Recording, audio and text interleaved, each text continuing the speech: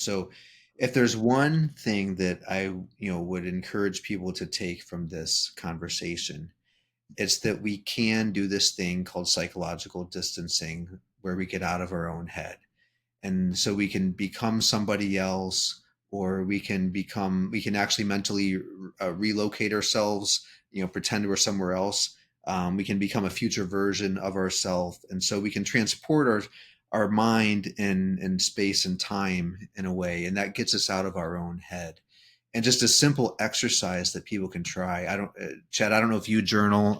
Some of the listeners might journal. You do. Yeah. Yeah. I do also. Um, what someone can do to try is just, if you look at your journal, you probably see like I, me, my, in various places throughout as the first person approach.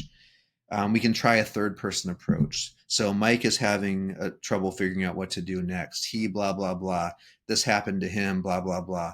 It takes us out of this first person shooter mentality and gets us into the third person perspective. And it's a simple manipulation. It gets us out of our own head. And so even through that simple exercise, we can see things more clearly. How how does that work? How can we see things more clearly? Or what? Yeah, like why Right. does So that it's work? this Or how does that work? it's this distinction between being self-immersed and self-distanced. And so when we're self-immersed, it's all about things are happening to me. It's I'm experiencing it now.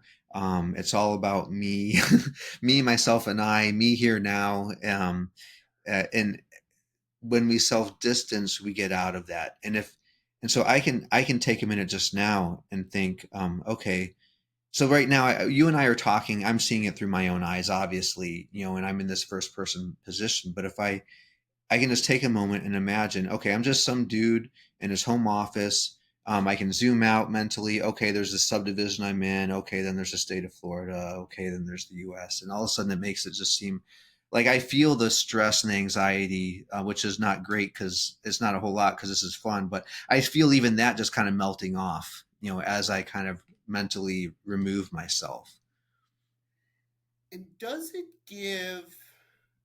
create um, different pathways for solutions to bubble up or create like different lanes that one could take versus going, okay, I only can do this one thing, or I'm locked into this lane. It sure does. It's just like if you have a friend or a neighbor or somebody who has some issue that they're struggling with and they're telling you about it, and you just want to scream because the answer is so obvious to you, like, well, just do this, stupid, as an outside observer, right? You know, it's Right. it's exactly like that. And so we just see things more objectively as though it's happening to somebody else. And so the clarity with which we can see things in somebody else's experience, we can now bring that same clarity to our own experience. But there's an interesting added part to it also that we didn't really get a chance to unpack that much in the book. I think we touched on it just a little bit, but for my own situation, I actually have the most information anybody could possibly have because it's my situation. I'm dealing with it. I've thought about it this way and that. I'm surrounded by all of it. I have all of the context. I'm just in my own way. So if I can use all of that information, but not be tied up in being me, now all of a sudden I have a dramatically better perspective and I have great information. Yeah, you're not tied down by that emotional attachment. That's right. That's right.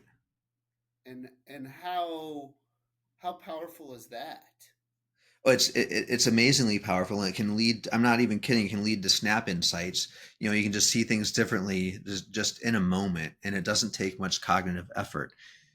So, like Moore and Grove with Intel, when they were stuck on producing memory chips, memory chips are us, as there was their identity, and they realized, what, actually, if our replacements came in, they asked, what would our replacements do?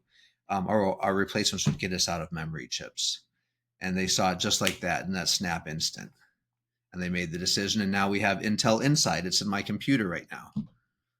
Not Right. the memory chip, but the processor.